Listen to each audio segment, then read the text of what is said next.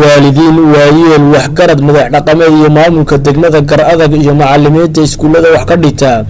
dugsiyada hoose dhexe iyo waliba sare iyo guddiga horumarinta waxbarashada Garadag ayaa isugu yimi kulan balaaran oo laga tashanayo horumarinta waxbarashada ee degmada Garadag iyo sidii deer lagu dhisi lahaa dugsiga hoose dhexe ee degmada Garadag iyadoo la adeegsanayo nidaamka iskaa wax u qabsada ugu horeyn waxaa madashayba furay uqaal waayeel macallimiin oo dhammaantood hay'adaha kala dambeeya sheegay sidii dugsiga hoose dhexe loogu soo wareejin lahaa deyr bahri warsaqna min dayibad baa ilaahay subhanahu wa ta'ala ilaahay subhanahu wa ta'ala binaaniga waa karaameeyay ilaahay bayna karaameeyado ina sharfay isaannimada iyo binaadnimada karaama ah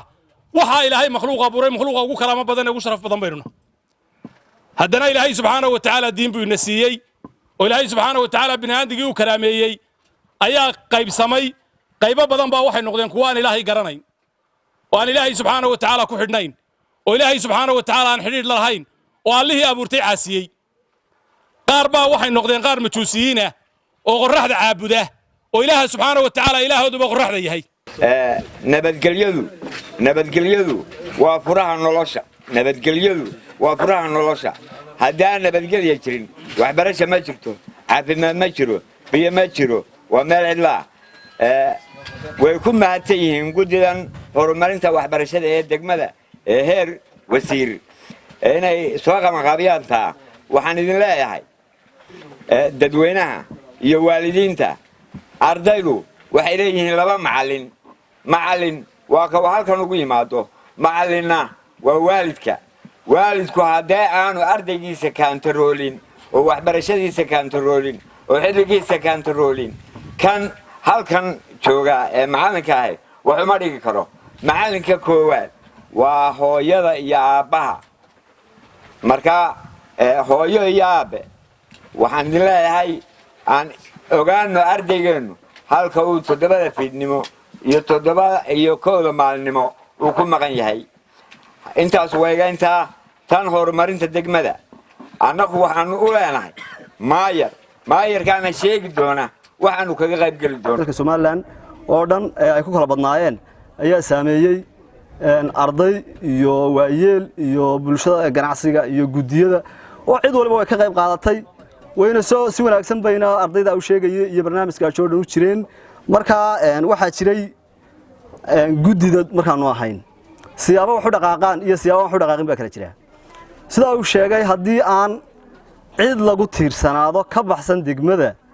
waxa ma socdaan haddaanad adigu iska bilaabin oo markaad adigu iska bilowdo ee sheegto waxa aad kaga qayb galayso markaad sheegto ayaa ka dhinacaaga fadhiyaana wax qaadanaya marka muhiimadda koobaad ee aan uga jeedaa waxa weeye qof waliba isagu cid uu sugine wixii uu kaga qayb qaadan karayo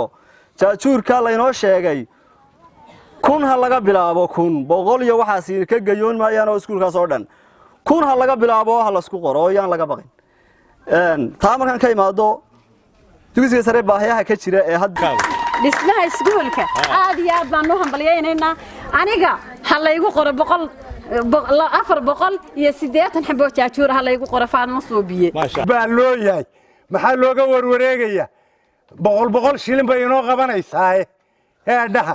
anigu waa ikhtiraacaya oo bilaabaya 200 oo bulukeeda baan bixinay dagaalkii baa cuslaaday min aldiin bay noqotay inaan mar labaad ku soo noqdo oo waxa ii muuqday xabaddan si waxaan looma ridin dulmariyay u badan tahay ragga badidiisuna ma ridin marka inaan mar labaad hoosna u rido korna u ridaa baan u soo noqday kelmadda koowaad waxaan halkan aad iyo aad baan uga mahadnaqayaa gabadhan walaalo halkan fadhida caashii la leeyahay $500 bay bixinaysaa insha Allah bismillaah kariim saabka ducadana ku dara kelmadda labaadna anigu inaan wax qarsanayay aan la moodi oday jeeso meesha yaala inaan hayde waa la yaqaan dadkuna wuu ogyahay labadeeda boqol bulukeedkana waa miiska bankooda guddiga horumarinta waxbarashada ayaa ka hadlay munaasabada oo ka sheekeeyay ahmiyadda ay leedahay iskaa wax u qabshadu iyo wax wada qabsigu hadalka iyadoo la iga dambayn doono waxaanu maanta isugu yeedhnay in barnaamij baanu sameeynay barnaamijka waa idin soo gudbinaynaa waxaanu doonaynaa inaad wax ka qabataan tusaale ahaan qorshayaasha iyada ugu horeeya waxa ka mid ah dugsigan aynu hadeer joogno dayr ma leh waa aragteenoo deyr ma leh ilaa 2007 meel aanaan deyr ka codsan hadday wasaarad tahay iyo hadday hay-ada tahay meel aanan ka codsan iyo wasiir aanaan u gudbin ma jiro cid wax ka qabatayna ma hayno sidaa darteed waxaanu qorshaysanay haddaanu nahay guddiga waxbarashada in waxqabadka laga bilaabo dugsigan hoose dhexe dugsiga sare iyo wixii kale lagu soo daro dugsiga hoose dhexe waxaanu qorshaynay in deyr loo dhiso deyr in loo dhiso baanu qorshaynay haddaanu nahay guddiga horumarinta waxbarashada waa barnaamijyada aanu hindisnay aanu doonayno inaa fulisaan sidee baa lagu dhisayaa waxaa loo dhisayaa deyrkaa waxaa loo dhisayaa dadweynaha degmada Garadag iyadoo hadalkana layga dambayn doono waxaanu ka doonaynaa oo ka codsanaynaa inay ku deeqaan qalabkii deyrka lagu dhisi lahaa waxaana lagu yiri markii aan wastaadinta u dirnay iyo injineerada 12 kun oo xabbo bulkeeti baa ku baxaya iyo 220 midho sibidha baa ku baxaya bacdi waxaan aad u jecelahay inaan idinka sheekeeyo oo ah isku tashiga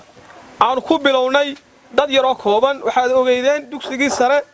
in ay saameysay duufaantii dhaweyd ee gobolada galbeedka iyo gobolkeena qaybihiisa kala duwan waliba dhinaca xeebaha ugu badnaadee ay saameysay dugsigaas waa muddo dayacnaa wax kasta waa soo galeen heer wuxuu gaaray in albaabada suuliyada lagala baxo calaashaan in dee macni ammaanka iskuulku uu khalkhal galo intaa ka bacdi cid kasta waa laga qayliyay cid kasta waxbaa loo qoray waa socon weyd waxaan ku bilownay 22 arday oo ka baxay dugsiga sare ayaan ku bilownay in aan u kacno alxamdulillaah rabbil caalamiin ahay waa nagu asturay iskuulkii maanta waa shaqaynaya gacanna waxaanu ka helay maamulka degmada oo qayb laxaad la ka qaybtay ka bacdi markaan u bandhignay baahida taalla iyo waxay ka qayb galiyaan oo dhan sidaana iskuulkii maanta wuxuu ku noqday iskuulka ugu bilicda wanaagsan gobolka iskuulka ugu ammaanka wanaagsan ayuu ku noqday maamulka degmada Garadag oo hadaladiisa kala duwan ayaa ku dhawaaqay deeqaad ka qayb qaadan doona dhismaha deyrka iskuul iyagoo waliba sheegay markasta garab taagnaan doona waxbarashada hawl guud ahaan Garadag oo dhan iyo inta hoos timaada wadan ugu jirto waxaanu ka qayb qaadan doonaa deyrka dugsigan hoose dhexe marka anagu waxaanu ku bilaabaynaa insha Allah anagu aan ka hadhi doonin 2000 ee bulkeedka ugu horeeya ayaanu ugu bilaabaynaa inta kalena waan marba waan daba gelinaynaa waxa weeye marba soo noqonaysaa laakiin 2000 ugu horeeya baanu ku bilaabaynaa anaguna dhammaan dadkii lacagta bixiyay iyo dadkii bulkeedka ku daaqaynay iyo kuwa hadeer damacsan aad iyo aad baan ugu mahad celinay